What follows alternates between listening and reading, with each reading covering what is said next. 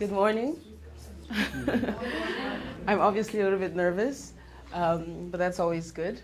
I just want to thank Kosha for inviting me to join in this presentation, first of all. I found out that I would be presenting last night. And I found out that I would be presenting yesterday at lunchtime. So I also did a presentation yesterday, where I spoke more about Gen Congo, and we're going to be speaking about Gen Africa. And maybe to just give an introduction as to who's standing in front of you, if you allow me, I would just like to tell you a bit about Congo, briefly. So I'm from the Democratic Republic of Congo. I don't know if many of you know where that is, but it's located in Central Africa. Up until around 1876, it was still considered to be the last great mystery of Africa. And this is more or less the generation of my great-grandfather. My father was born in 1943 while there was still colonization in place. And he was the 8th child of 9 children. His mother was basically a woman. My grandmother was selling fruits on the streets and vegetables, and my grandfather was sewing. He's the only one that wanted to get an education, to further his education during that period within his family, and saw the importance of that, and so he went to school. And by 1960, when we had our independence and the Belgians left the country, because of his education, he was able to take on a position in the administration, government, etc. And he started as someone working with customs. So he started as a customs officer. And by the time I was born, he was director of customs. I always heard stories from him about, walking 10 kilometers to and fro from school with no shoes, etc. And I never really quite believed that because I was born into, modern material comfort. And it's only now that I'm doing the work that I'm doing that I see that it's actually very true, very much true, and happening still in a lot of the rural communities, traditional communities in the Congo and all over Africa as well in many parts. So because of my father's affluence, and because of the whole system of colonization that brought in, that took away basically our traditions, that took away our culture and had us assimilating Western lifestyle. It was a good thing for him in his eye to send me and my siblings to the United States for our education. So from the age of 7, I moved to the States and I lived there for about 7 years. When I was there, I was in the public school system, so I actually got to experience also, thankfully, actually, the system from that level where people refer to as minorities, which I think actually made up the majority of the population, or make up the majority. But so I was in school with Hispanics and blacks, and I got a chance to see that perspective of life as well. And as an African, I was actually ashamed to be an African. In that system, I was made to feel ashamed, so I would say that I was Belgian. So this is an experience I had. And soon after that, in 1994, I moved back to Africa, and I went to South Africa, and this is where I met my current partner, Lucky Kekana. And I went to boarding school at a private school and spent about 2 years there. Then I left and moved to Canada, spent another 7 years in Canada. I'm not going to go into the details of why I left, but basically, as I started growing in Canada and started coming of age, I started questioning myself and my identity. And as Bindu was saying, this being, soul, this spiritual being that lives within us, which had always, since I was 2, I remember looking up at the sky and asking myself, what am I doing here? What is this about? But not finding that outside, with the people I was living with. I was brought up as a Christian, and it was like you just follow this doctrine, but to me it never really spoke of the depth, of our beings. And so as I started coming of age and still not really surrounding myself with people that fed into that, I went into a deep depression. But I found solace, at least in books. Started reading more political books. I was interested in politics because I thought that would be the only way to make a change or have an impact in my society. So I started studying law. I studied law at university. Started reading more psychology, spiritual, religious books, etc., just to find an answer. Scientific books as well, etc. And the more actually I learned, the more lonelier I felt. you know, because I was in the books and most of these authors were dead. And, you know, outside, I still did not find the people that I could actually, you know, not only just have a conversation, but get up and say, hey, let's do something about this. You know, it was just like, well, this is nice stories. And, you know, there are these great leaders and you could never, you know, even think, I mean, they're born leaders or something. I don't know, you know, you're just another person caught up in this. And hey, just try to make the best of it. And interestingly enough, you know, I found solace in nature from a young age. So I didn't really know the connection, you know, but I knew that whenever I was in nature, this is where I felt most comfortable. And I'm just fast forwarding, but this is just basically to share my intention for being here and being part of this eco-village network.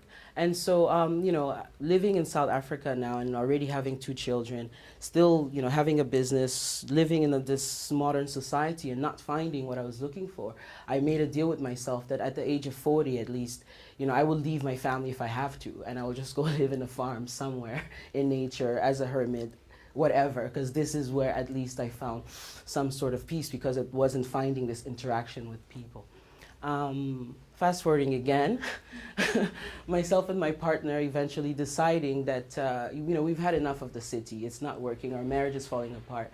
You know, we were running a business, but we have to be there. We're not with our children. They're, you know, we don't spend time with them. We're just kind of running in this maze. And I can see my life in 50 years' time doing this. And eventually, you know, we both decided that we're not going to wait till I'm 40. We're all going to leave, and we're going to go live in a community somewhere in South Africa called Kuladama, which we had not known it was an eco-village. But anyways, we ended up being there and we found what we found, and a breath of fresh air. I remember crying for at least 2 weeks after getting there because I had, and my partner, been searching villages, traditional villages in the Congo to see if we could find community that was still vibrant, and we didn't find. You know, we hadn't found it. We searched also some in South Africa where we was from, and those communities were not there, you know.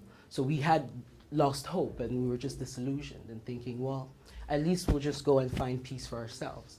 And in doing that and going to this place, which this community, we found a group of people that were living off the grid, that were growing their own food, that were educating their children, that were living the life that, wow, you know, this is what we've been wanting and searching for and we didn't know we would find. And here it is. And so in 2008 is when we moved there.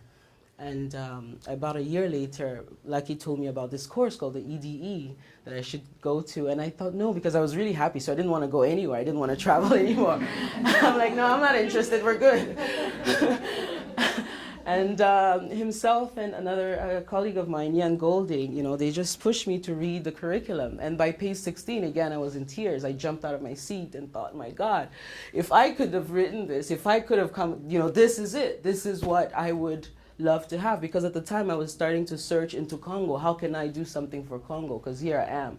I found this solace in South Africa, you know, and I'm coming from this country which right now is going through war. You know, there's been over 6 million people that have died and continue to die because of the rich resources and the wealth that the Congo holds. The Congo is the 2nd largest rainforest in the world and houses many different minerals. You know, the study was done once that I think Charles Darwin or something, you know, that 1 square kilometers of Congo forest, the flora and fauna, they found more biodiversity in 1 square kilometer than the whole of the UK where I am now. You know, and as being born in this body, in this life now as a Congolese person, I feel fortunate because I have purpose somehow, you know, because if I wasn't, I would still have all these feelings and what do I do about it, you know, but being born as a Congolese, yeah, it gives me hope somehow that yeah, as much as it's painful, as much as it's difficult, etc., you know, here I am and here I am with you. And maybe we should start with the slides because I can just go on and on and on.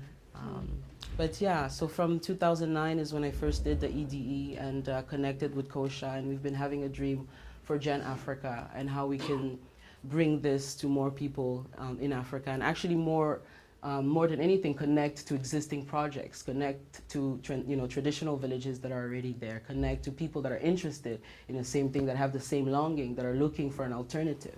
to what's happening and see how we can move forward together. Yeah. Mm.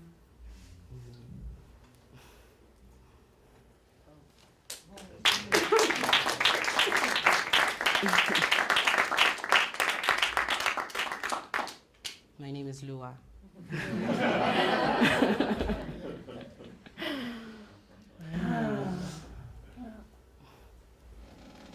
Yeah, so I think what Lua has just shared is somehow lies at the core of where Jen is at the moment, and our search and our longing and how we're connecting. And somehow even the friendship between us and the healing between us shows something about what Jen is about. So I'm originally from South Africa, and I grew up under apartheid. A very painful system to grow up under when the natural longing for connection is so big, as is natural with any child, you know. And I've really only been able to fully acknowledge my own deep, total longing for a connection with African culture now. Like last year when we had the full emergence of the Gen Africa networks at Sekhem in Egypt. And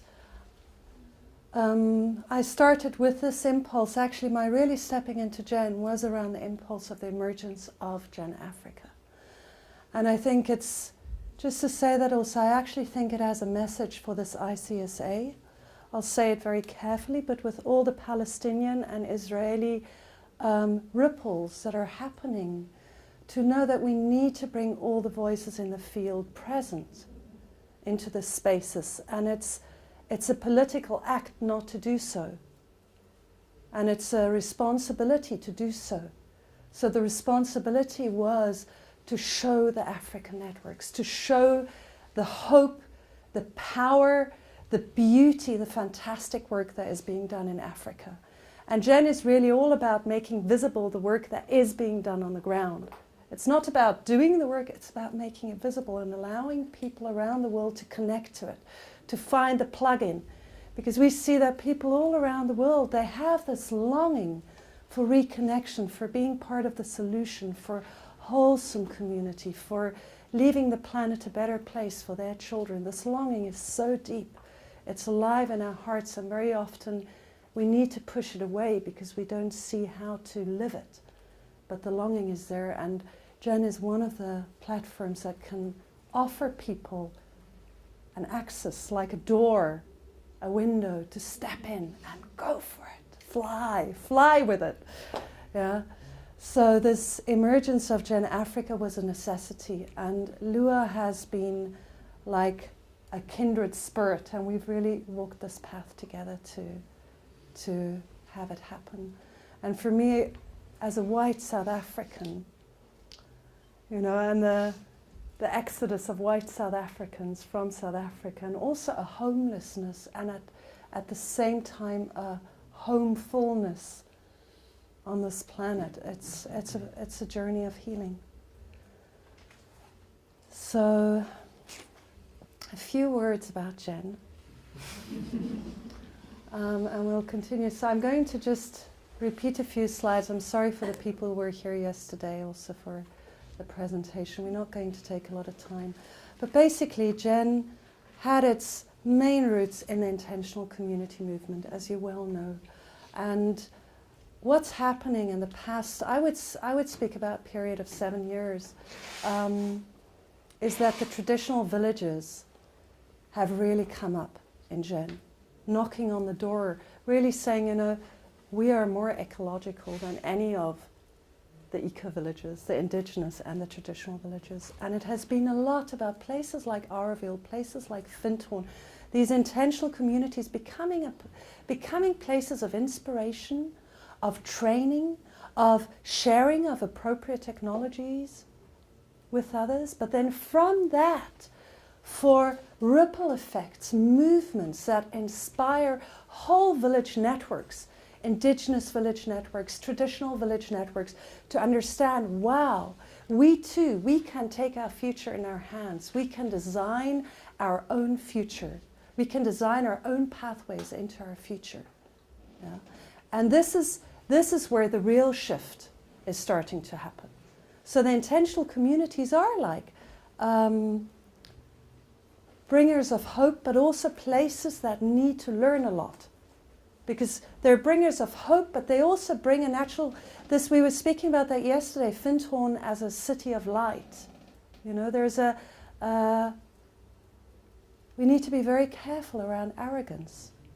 Yeah? We are the right way. Yeah? And need to learn a totally new level of humility as we start really engaging with the indigenous cultures, yeah?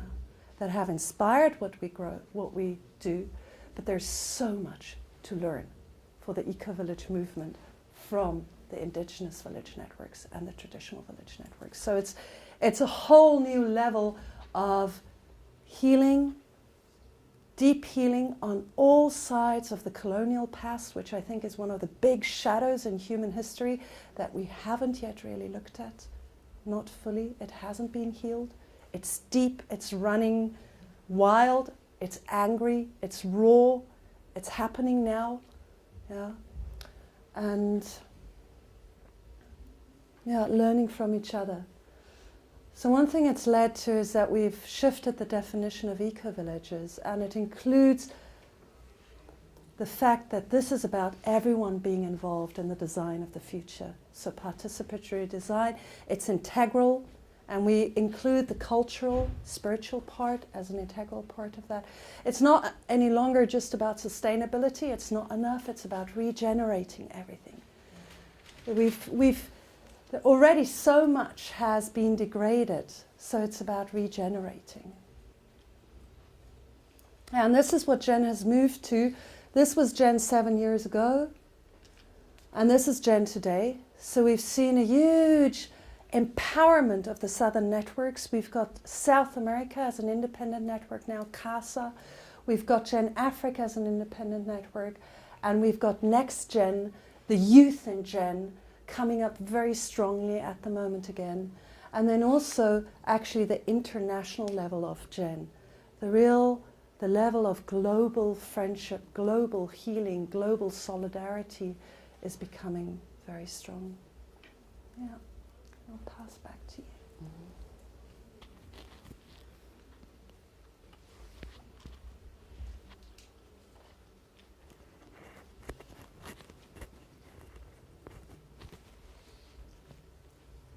Yeah, and just to pick up from where Kosha left off in terms of wanting to connect throughout the International Global Eco Village Network, and just seeing as well, Bintu doing her presentation and knowing within myself how much there's been a longing also to connect more, have a South-South connection. Mm-hmm. Myself and Lucky had the privilege to travel to India, also through the Gen Network, and to meet with organizations there. We were organizing an ETE there that we were a part of. You know, and right now, for example, with one of the projects we're working with in the Congo, with Gorilla Sanctuary, a nature reserve, where there used to be indigenous people living in that have been chased out of it, and they're now living on the outskirts. As an example, in India, they've been facing similarities, and some of the people that we've met from the network in India have gone through these processes before, where they've been able to put policies together, where the indigenous people can have allowance now to go back into the forest, for example, to get their medicines, to get their food. So us now in preparation with some of the work that we're doing, we know that we can connect to Roy from India and have him perhaps come and share with us how did they put these policies in place. So this is just an example, to give an example of the benefits that we are finding within the network and the connections, South-South, but also North-South.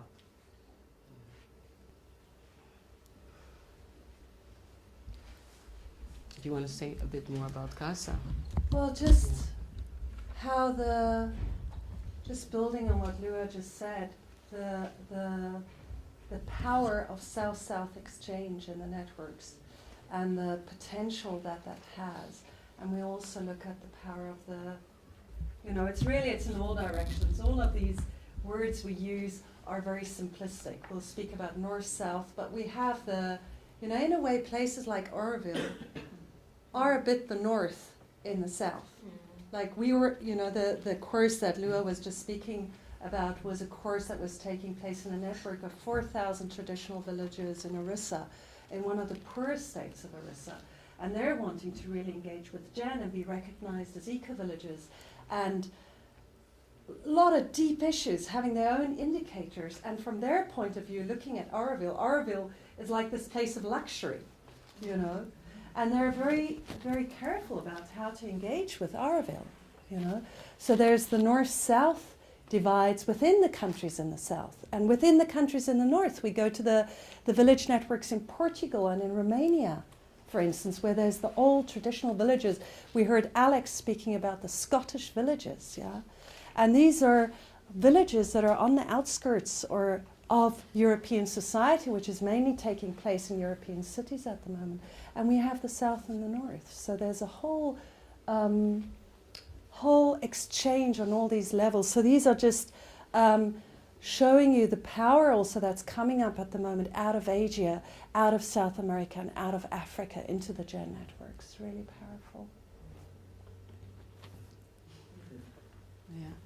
So this is just an image of the participants from the conference that we held in Egypt in December. And for us, having started just the two of us basically, you know, working on trying to connect with different organizations, it was such a pleasure and a gift and a blessing to be able to hold a conference where not everyone could attend, as it is, that is part of Gen Africa, but a great majority at least came to represent some of the people we had been working with and building relationships with over the years. And I just want to point out to this man, actually Isidore, who I've been working with closely in the Congo.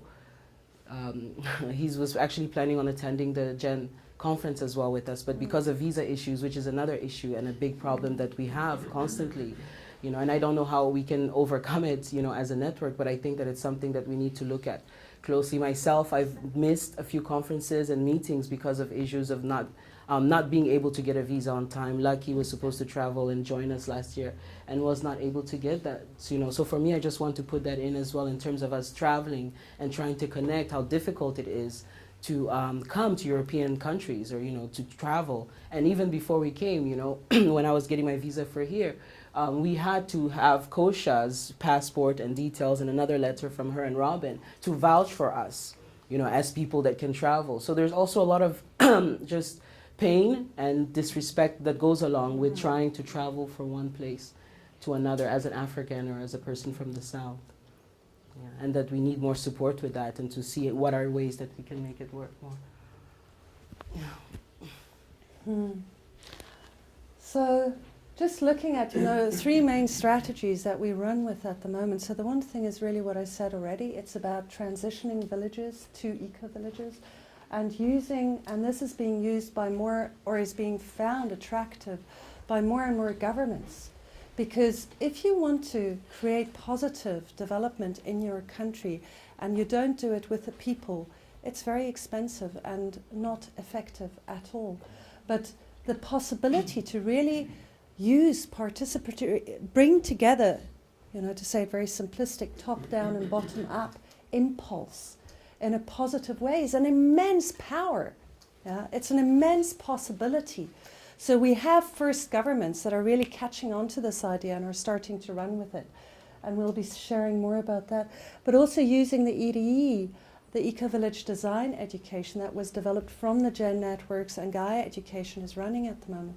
So we work with that as a constant part of our strategies, because to bring together people for 4 weeks creates a deep bonding and also a deep seeing of each other and a common language. And it's a very strong tool for consolidation. So, and if I could just add to that as well, how wonderful actually the EDE is working for us as a tool in Africa. Even with the course that we're doing right now, actually we're doing a course, but really the aim of it is to build an eco-village for people that are destitute, that do not have a space to live. And, you know, we're getting land for them and using the EDE as a tool to put the design together and to actually go through the different social dynamics and cultural issues So the EDE has been such a powerful tool that's used and accepted very well in the communities in Africa that we're working with.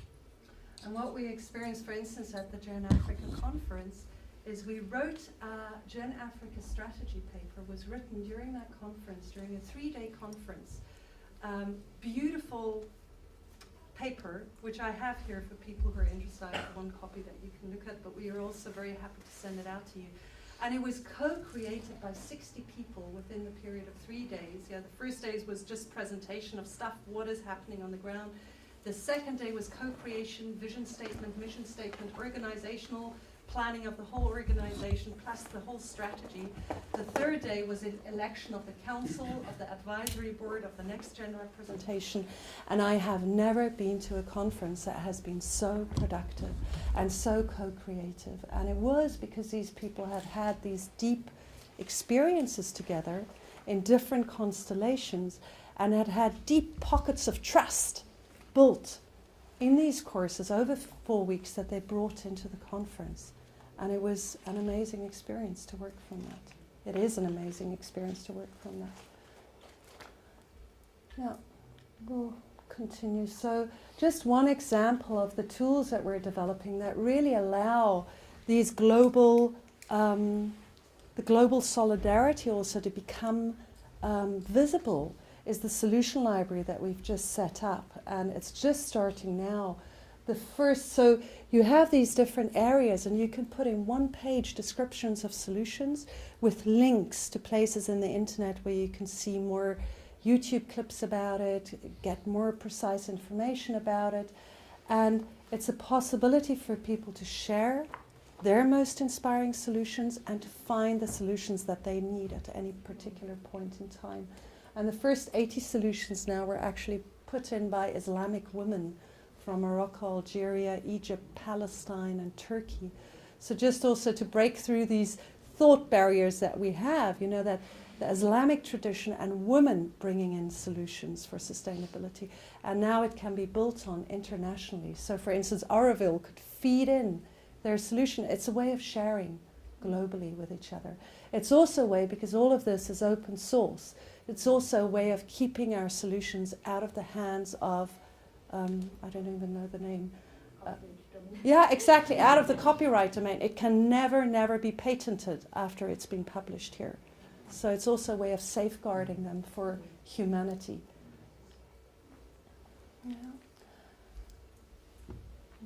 Yeah, so do we want to say more about this, Lua? Yeah, besides... Open the window. Yes, thank you, and the door maybe too. It's hot in here.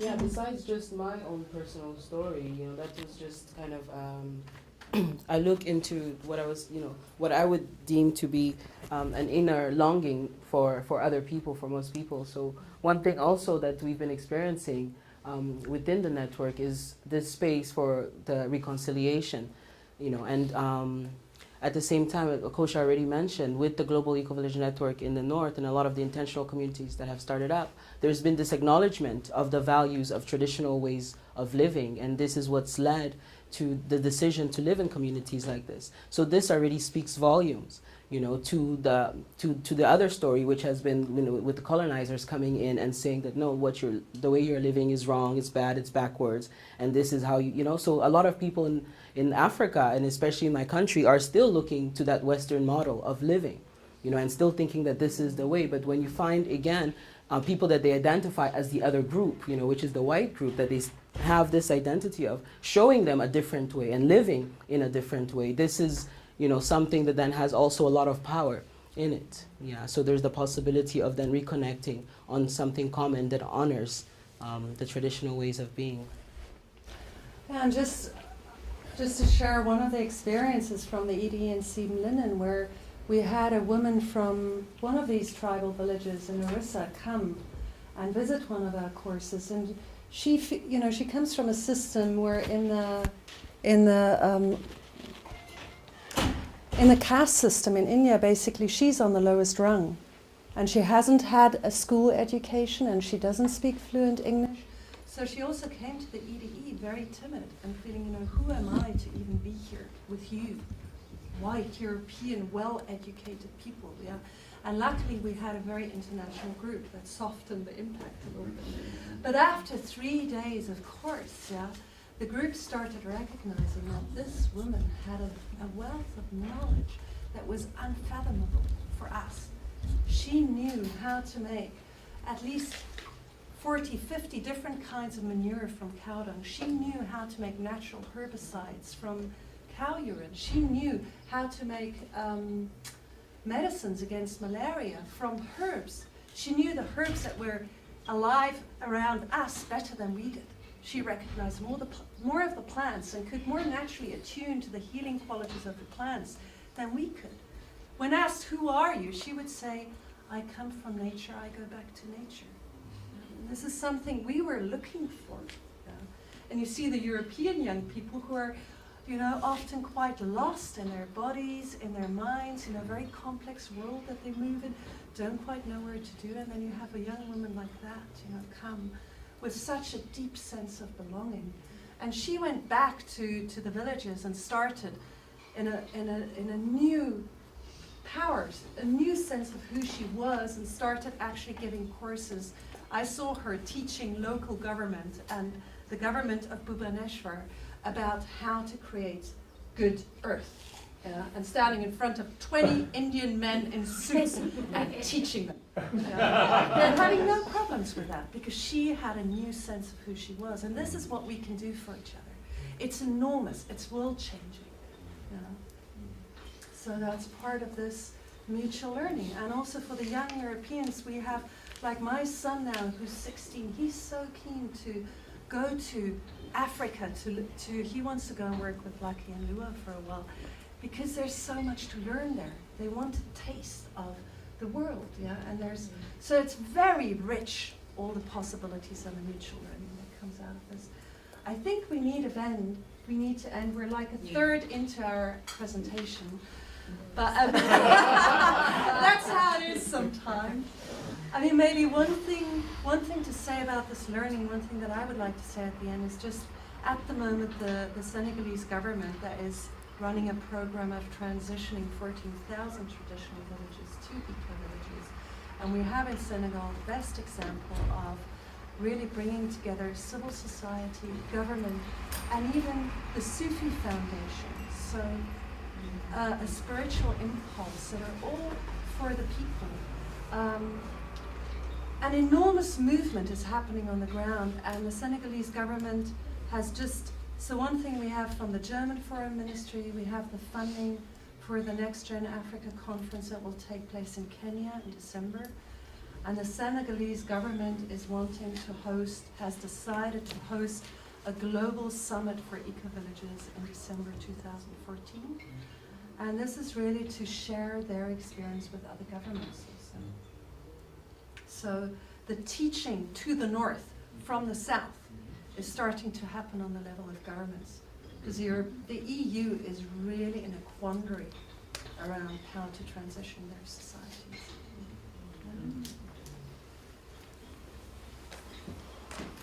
Thank you.